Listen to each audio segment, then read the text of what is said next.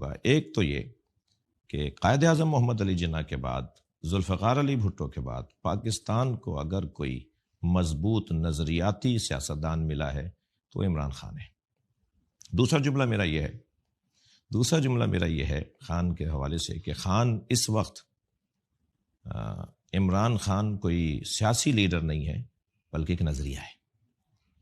عمران خان اس وقت ایک نظریہ ہے. کیسے؟ وہ پی ٹی آئی کی بات کم اور کرپشن کی بات، میرٹ کی بات، عام عوام کے لیے ایک قانون اور خواص کے لیے ایک قانون، اور غریبوں کے لیے یہ اور امیروں کے لیے یہ، طبقاتی نظام کے خلاف بات کرنا. اس کے علاوہ جو مسائل اس ملک کے ہیں اور اس ملک کے مسائل کو حل کرنے کے حوالے سے جو تھیوری ان کے پاس ہے، جو نظریہ اور ویژن ان کے پاس ہے، وہ اوروں کے پاس بھی ہوں گے. اچھی چیزیں ہیں سب کے پاس، مگر خان جیسی باتیں مجھے نظر نہیں آتی. صحیح. تو بہت واضح ہے